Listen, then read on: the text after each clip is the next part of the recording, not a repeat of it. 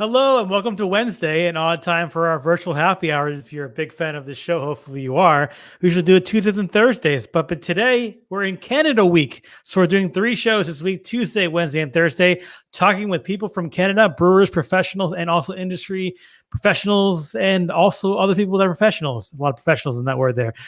So we're excited to talk about all to Canada week, to talk about all the brewers in that area there. I want to remind you that Untapped 10th anniversary is coming up. Believe it or not, we're turning 10 years old this year. It's an amazing thing. Next 22nd of October is our official date. So it's coming up next week. And to celebrate, we're having an Untapped party now, virtual party, because that's all we can do nowadays with these things that are going on in the world. So check us out, untapped.com/10. We're going to have a party on October 24th from 3 p.m. to 6 p.m. Have some great guests talking about different things in the world of beer, looking back at all the Untapped data over the last 10 years, and also earning special badges as well. So check us out, untapped.com/10, and we're happy to have you support. Now on with the show, we're going to bring on my guest, which also is named Greg, so it's going to be a little confusing here. Greg, welcome to the show. Thanks very much. Appreciate it. Awesome. Well, Greg, you are the owner of, let's put up your intro on the thing here, Blind Enthusiasm Brewing Company in Canada. Give us a little bit about where you're located in the area for people that may not be familiar with you. Sure. We're in Edmonton, Alberta. Edmonton is a fairly northern city in Alberta. We've about 1 million people, so we're not small. We're a pretty good size. Straight north of Montana. Calgary is kind of maybe a little closer to us, but between us and Montana. So, kind of a neat city up in the Canadian central north, I guess you'd call it. And, growing brewery scene here too. I mean, it's been an interesting kind of 5-6 years. And we went from being like a couple breweries, now we're at 20. Alberta itself, province, about 4.5 million people, went from 9 breweries to almost 150 in about the last 5 years. So kind of we're actually at the earlier part in the sense of the craft beer explosion. We're in that growth phase right now, but kind of a neat place to be enjoying beer.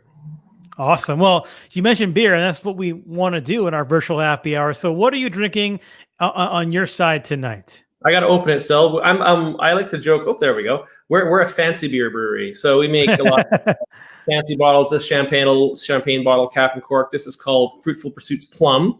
It's a mixed ferment beer, 1.5 years in Sicilian Marsala barrels, and then 300 grams per liter of plum. So almost like 1,500 pounds of plum added to 2,500 hectoliters. That's about, what would that be, about 800 gallons. So like a lot of plum. It's like a sour beer, so you definitely have some acidity to it, and that's kind of what we do. But we're also not the kind of brewery that makes super crazy rip your face off acid beers. Like our roots, it's kind of funny, we'll get into this, are Belgian, even though I'm not Belgian, my brewer's not Belgian. We're both from Edmonton, but I'll explain where that comes from and how we think about balance and our approach to beer. So I'm gonna pop it. So yeah, absolutely, should be good. I got a cap and cork it here, and also I got my little bottle tray. I'm not smart enough to have the right size one at home, so I got a Tupperware container, but I'll show that in a bit. But yeah, that's the scoop.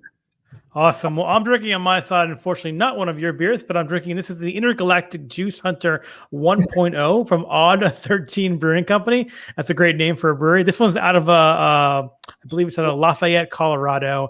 It's an 8% double IPA, and as you can imagine, probably a hazy one as well, with a Juice Hunter name. So this was a really cool one. Looking forward to trying all their beers. Odd 13 have superhero kind of names and labels, so it's pretty cool to see that. So we'd love to hear what you're drinking out there right now. If you're drinking with us as we're watching the show here, use the comments on Twitter, Facebook, or YouTube and tell us what you're drinking. But ultimately, obviously, as you crack open your beers, make sure you check them into Untapped as well. It is an Untapped show, so we want you to check in your beers, obviously. And we'd love to see what you're drinking as well. And make sure you tag the event so we can see what you're drinking and show your pictures. So I'll pour this into my glass here. And I did a good job this time. I think that's very good. Go to the light stuff, the 8%er. Yeah, exactly. It's near the end of the day for where I am, at least. So, we'll pause it into the later stages of the evening. But cheers, Greg. Thanks for joining the show, and cheers everybody out there, and enjoy your beverage. It's delicious. Yeah, nice and refreshing. Yeah. Well, Greg, we talked a little bit about earlier what you do and what your brewery is. You have an interesting backstory how you got to where you are today. Want to hear a little bit about that and how you decided to pivot your career and moving to the brewing world. Yeah, for sure. I used to way back, I was a medical doctor. So I was trained as a medical doctor here in Edmonton. I went to school here. Started working as a doctor, but then decided I want to make video games because that was way more fun. The folks I always have to tell about that are like, no one really likes a creative doctor. You end up usually in jail. And so like the chance to create and build wasn't there in medicine. So, I started a video game company with a couple other medical partners called BioWare, and did that for 20 years. Was very fortunate to sell the company a couple times, once to a private equity company and then to Electronic Arts. I worked for about 5 years at BioWare, we made lots of games over the years, like Baldur's Gate. Funny, Baldur's Gate 3 is coming out this week. We did Baldur's Gate 1 and 2 back in the 90s. So that gives you a sense it's all started. So yeah, I'm trying to think, I think 1998 was Baldur's Gate 1 and 2, probably 99 or 2000 would have been Baldur's Gate 2. And it took only 20 years to get which is pretty funny. But I mean, the story behind it is pretty funny because I have lots of friends in the business. I spent 20 years there. That's my background. And so just lots of reasons why I never came out. But now guys out of Europe called Larian Studios, I think they're in Netherlands. I might be, but in that general area, Larian's doing it. So I haven't had a chance to play it. But yeah, and then what happened is I was retiring from video games. I was living in Austin, Texas, and this was around the time that the craft beer scene really started rolling there, and that was about 2010. So I actually was an import, so I would travel from Edmonton to Austin, and I'd spend like a week there, and sometimes even 2 weeks, and had nothing to do. And so a bunch of guys like me, we would go to all the breweries and meet all the people, and finally, I actually started meeting all these brewers. I thought this is the coolest thing ever. And so I got to know a bunch of the brewers, and I decided an online show called The Beer Diaries. So it was a YouTube show. Actually was put on PBS like television in Austin for a couple of years. Yeah, and then did it in Colorado, and realized I was kind of homesick, and this sort of like vagabond career of it wasn't a bad life going to breweries and drinking beer with all the brewers. But I decided it was time to come back home, and which I'm very happy about. And then I said, well, I got to figure out what to do, and I decided to build a brewery. And then I kind of got out of hand. I built the main brewery we call the Market, which is a pretty standard, I call it clean beer brewery, focusing a lot on lagers now and wheat ales. And we also have a pretty good barrel age program out of there. Then we did a second brewery called the Monolith, which is actually all in wood, all fermented in wood. So barrel fermented beers like the one I'm drinking right now, and spontaneous as well. We've actually fairly large, probably one of the largest spontaneous programs in Canada, if not North America. We do probably 10 to 15, 20 batches of spontaneous beer a year. And we haven't out yet because it's just this next year is when they're starting to get ready. We've been doing this about 3 years now. So they're just starting to get to the point where we're happy with the beer. We're going to start releasing them, and kind of a kooky, my whole motivation to do it was to share the stuff I'd seen elsewhere. So I kind of think about why is it Blind Enthusiasm? Why did I do it in my hometown? It's because I wanted to expose my hometown to the cool stuff I'd seen all over the world in my video game career and traveling and all the rest, bring that back home and do that here. So that's what very interesting. You don't see many people go from a doctor to video game to brewer, but hey, I like it. And yeah, that's very interesting from that perspective.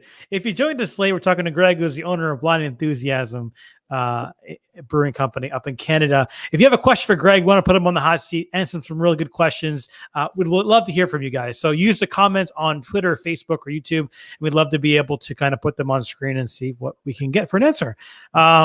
I guess I'll start a little bit about, we heard your history. We heard what you're trying to accomplish. How would you describe your brewery in terms of being different than the other breweries in your region? We talked a little about how you focus on the pre-show, a little bit about more sours and different fancy breweries, but what makes you guys different than other brewers in that particular region? I think, probably the two things, the main brewery, our Market brewery, our clean beer brewery is largely, I call it the lagerification project. And I mean, obviously all over North America, lagers are cool. They're becoming cool here, but we've been doing right from the beginning. That was our first thing, and we were wanting to do them. So we've kind of doubling down on that. And then the barrel program, we don't dabble in barrels. I think it's interesting. We've probably got 40 barrels in our barrel aging program, which is tiny compared to we have 320, and these are three large barrels, not little whiskey barrels, double, triple size, big stuff. So we got a really, really big wood program, and everything's fermented in wood and spontaneous. So it's really, you come to our place and you see a brew house that is the Monolith is made primarily for turbid mashing. We do very much the traditional Belgian approach. We won't call it lambic because we respect that's what they do and that's their thing. Right. We don't have a name for it other than mixed ferment beer, but we do use a lot of the same processes. My head brewer at the market, Rob Monk worked up in Yukon at Yukon Brewing, which was actually, it's funny, it's quite a strong regional brewery in Canada. He was the head brewer there for a while, and he's running the clean brewery and barrel aging. And Doug worked at Le Trou du Diable in Quebec, also at Cantillon for a season.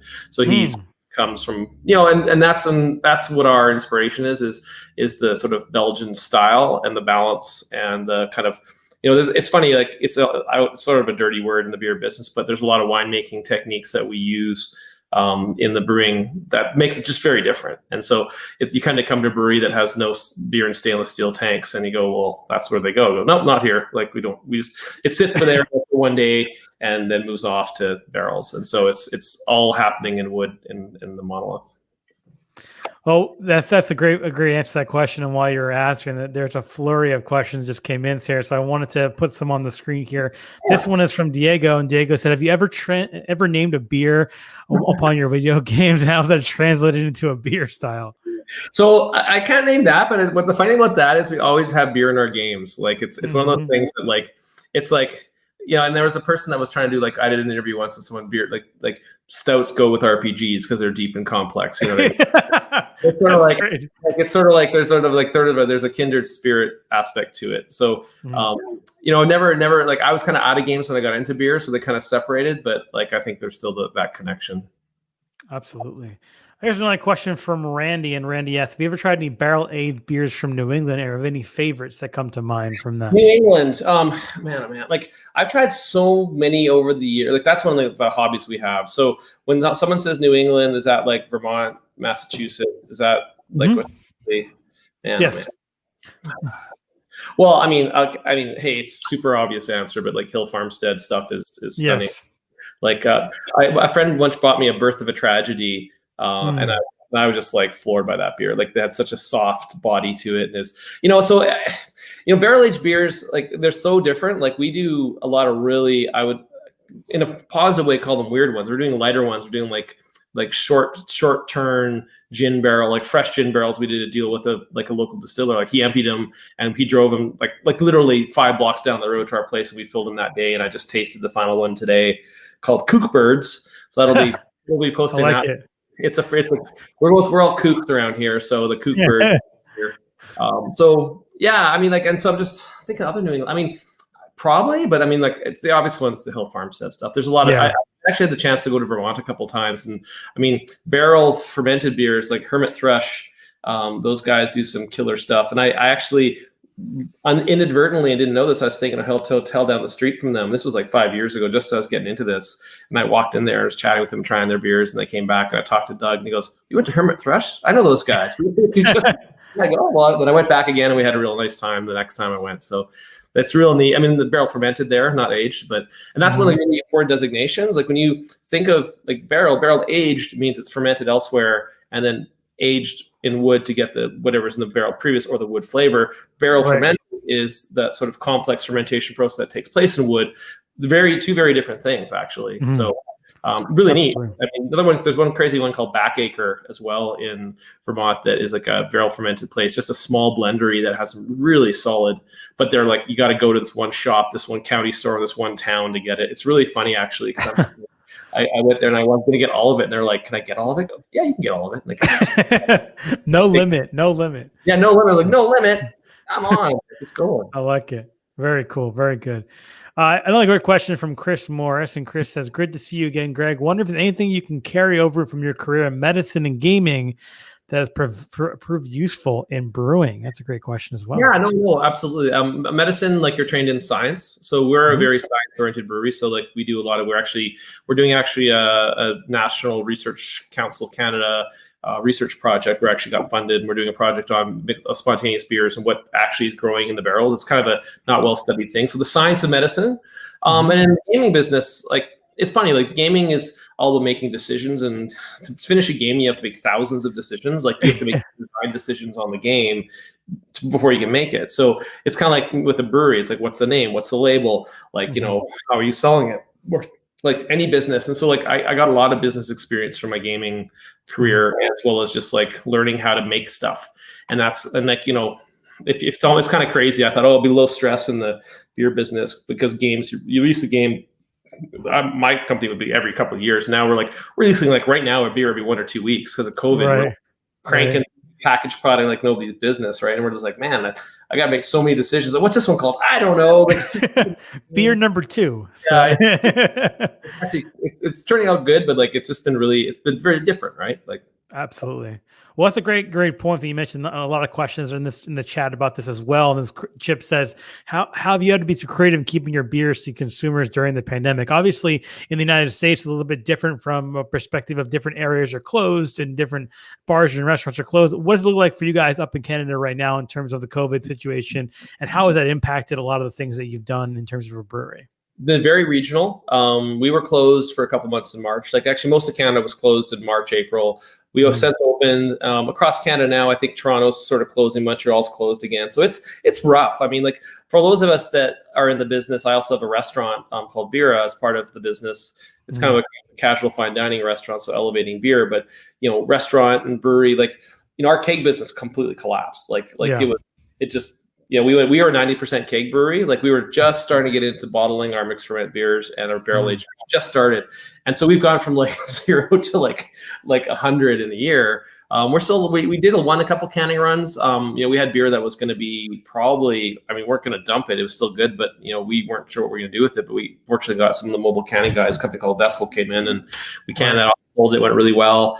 We're doing a lot of bottle conditioned beers, bottle conditioned lagers and stuff. So it's kind of fun. We're trying to again back to that spirit of showing doing stuff that's different. And I know it's sometimes it's kind of swimming upstream from a consumer perspective a bit, but you have a really great one thing you can't actually do very well in cans is have high carbonation. So we really make some high like wheat beers or high carbonated beers. You want them, and that's one nice thing about bottles is that's why the German guys still largely ship them in bottles over here. They're super high carb, and so that's part of the experience. So it's kind of there's reasons to go that way. So for us, it's been really just going from not packaging to packaging like crazy, and that's everyone's done the same thing. And it's been the sort of agility of the brewing industry has been really impressive. It's caused lots of issues with can shortages, label times. To get labels made now takes way longer than before. Yeah. You turn around now they're lining up because everyone's making cool labels, and it's really interesting how it's changed. The whole supply chain, and also just we have to competition's higher in a way, but I think people are they're drinking beer at home, which is cool.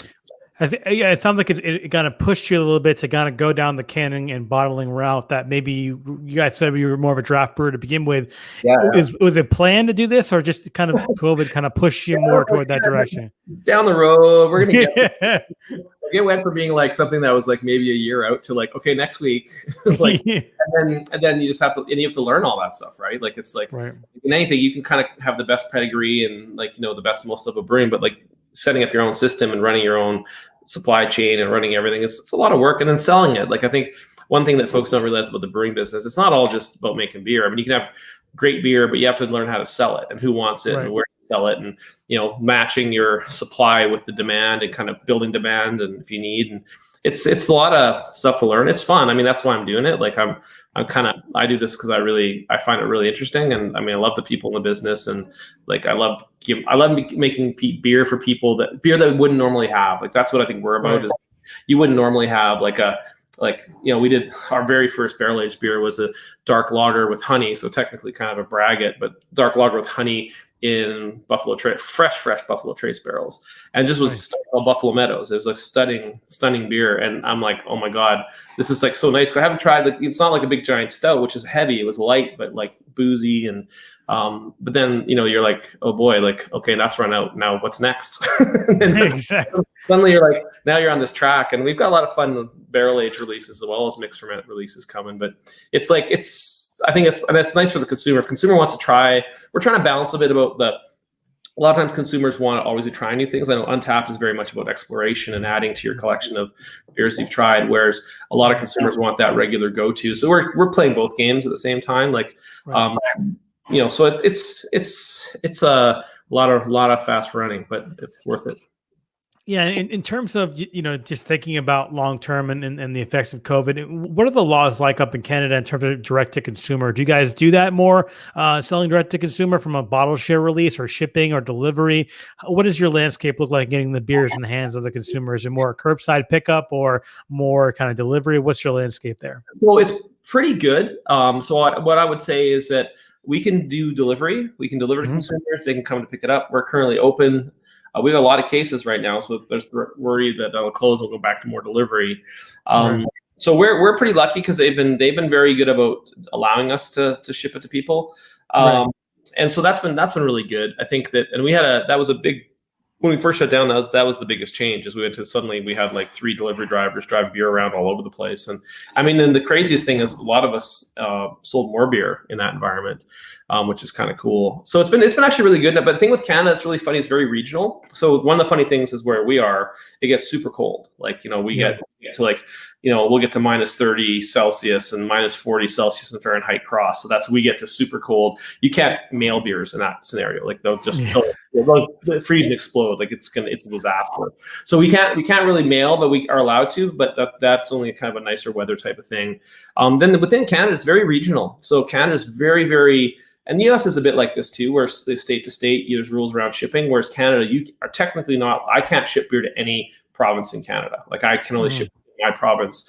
Every other province, you have to go through an importer, import it there, then you can sell there. So very, very strict between provinces, and that's just they want the money for the tax, right? Like it's real simple. Like they don't want to sort of like let us off the hook for paying more tax. Good system, eh? But but at the end of the day, like we can get in, and we're talking about we'll be probably in BC within 6 months or so. I've got a great pal that's a importer in BC that will probably be there.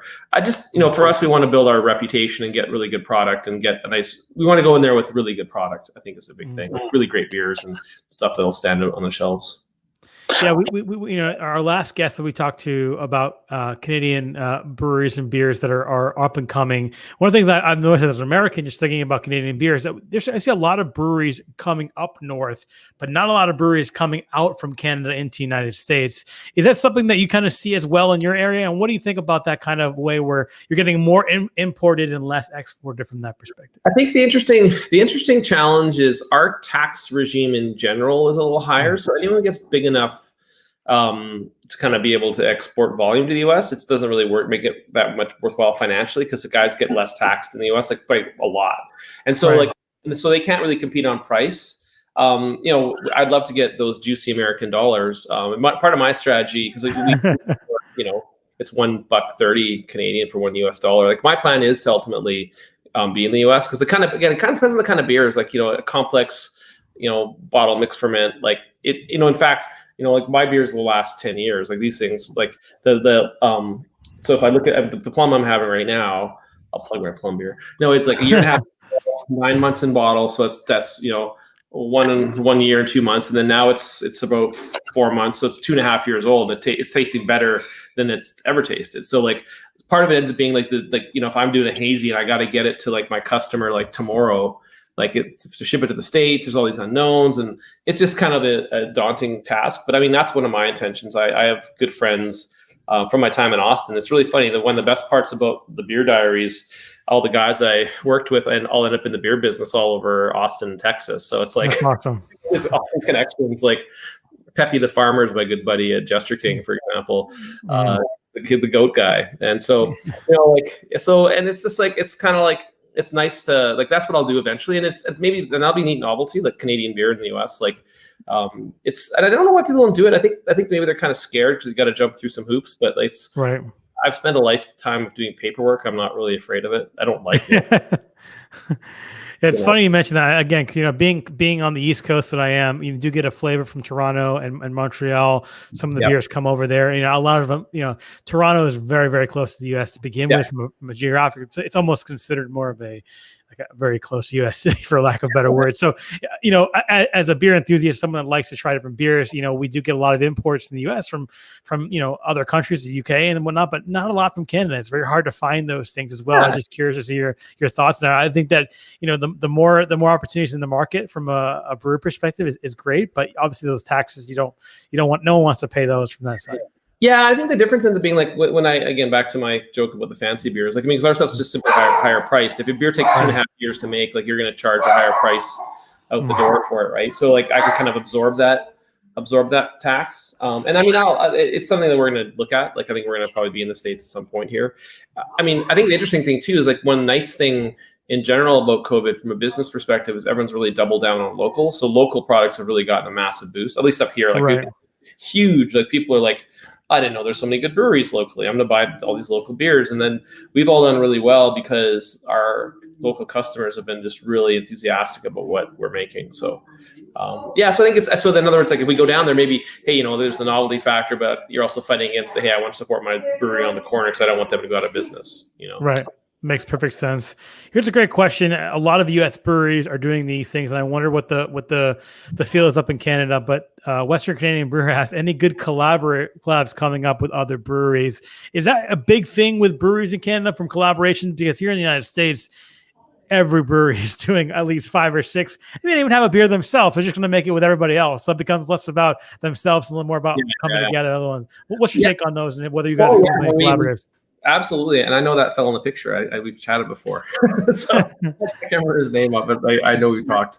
We actually have a collab coming out with Twin Sails out of Vancouver. I'm wearing a Two Crows shirt. They're out of Halifax. We've got a collab with Dudiciel. Came by and we did a collab with the owner JF, one of the owners there. It's a big thing. Like for us, that's part of our strategy. So it's kind of like and we've done a lot of local collabs. Like we actually did one super fun collab with this company called Sea Change out of Edmonton. Where they made a lager with them, kind of like a European style lager, kind of highly hopped, really clean lager. And we took the same ingredients and put them into these 1,200 liter foeders, and we actually are making basically a sour complex mixed ferment beer out of them. So and then that's kind of coming down the pipe pretty soon. So that's a huge thing for us. Like, and I think that for us, like we are really lucky to have all these friends all over the world in brewing. Like literally, we know people all over the place. And so there's all this year was supposed to be the year we start kind of palling around and going visiting and back. Like, not a lot of people come to visit Edmonton. Some do, that's what but I mean, for us, it's I have family in Austin. So like for me to go and work with some of the Austin breweries would be wonderful. And I think it's quite feasible. Right. But, and then, Belgium, we actually have really legit good friends in Belgium. We actually have a permanent collab in Brussels called Pappy Vanda Pils, which is like a light Belgian Pilsner, that we actually, a brewery called Stommelings. We actually are really good friends of ours. And stuff like that. Like, I mean, it's a big part of what we do. The Brasserie de Lausanne, we have a permanent, not permanent, but it's a long, high volume mixed ferment collab with them. So it's a big part of what we do for sure. Awesome. Well, let's go to one more question here before we let you go. This one's from Jonathan. And Jonathan, have you had much beer from New Zealand in Canada? We're talking about end to end here of the worlds here. In your travels, I'm sure maybe that's come up in question, but have you had a chance to try any of those and some of their favorites? So what I would say, what's really crazy about Edmonton, we have Alberta. Okay, it's hard to move beer around Canada, but Alberta rocks from an import perspective. Like you can get beer from anywhere. There's no one that approves. It's like the U.S. market. We probably have about it's a Canadian market. Like other provinces, like we can barely get into other provinces. They just don't let us in. Like we're not like we have to get approval boards and tasting panels and all this garbage, right? Whereas Alberta's like, come on in. And so I think it's 8 Wired is one. That was the first New Zealand beer I'd had. But then I've actually got so this is pretty hilarious. But one of the owners of Garage Project in Wellington is a video game guy I worked with. Oh, really? Yeah, in the joint company. So like we've kind of kept in touch over the years and talked about doing a collab at some point. So Garage Project was obviously like killer beers. Like they're super creative and unique and really ambitious. And so we've had and in Edmonton, I can go to the store and get beers from all over the world. And that's one of the things that's really helped our brewing business is like you want to reference beer of any style, any type from anywhere in the world. Again, for an Untapped follower, you can probably amass an incredible number of beers because there's so many from so many places. It's kind of calmed down a bit. Like the big challenge we had, like I said, 10 years ago, there were like 9 breweries in a province of 4 million people. Like it was insane. And so there just weren't, so there was tons and tons of import business. It's slowed down a lot because now, there's so many breweries in Alberta that are good at like a variety of beers. So we probably have almost every style covered in a way. But at the same time that, cool international beers come in and they fly off the shelves, right? So yeah, New Zealand beers, check. There you go. I got it. Well, Greg, thank you so much for chatting with us on the virtual app. I really appreciate it. Time seemed to fly by and talking about all the stuff that you guys are doing. And it was great to hear more insights on the Canadian brewery process and all that great stuff here. I want to give you an opportunity to have any final parting thoughts for the community out there. People can find you on the internet, anything of those nature, and give you the floor this time. Yeah, no, sure. We're Blind Enthusiasm in Edmonton. Blindenthusiasm.ca is our site. I mean, right now our beer is pretty narrowly available. Like, it's really just available in our territory here in Alberta. I mean, there are trades. I know people have been trading into Quebec and all those kind of places. So I don't know anything about it. And I mean, our beer travels really well. That's the other thing about like our super durable beers that can travel really well.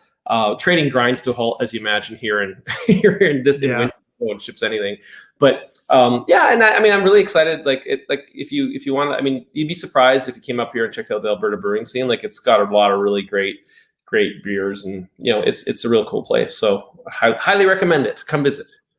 Yes, once we're all able to do that, that's on my list to do, and maybe Canada will let us in. I'm not even sure at this point, so well, probably not. So, but Greg, thank you so much for being part of the show. We really appreciate it, and thanks. And have a great rest of your evening. Thank you. See you later. Thanks very much.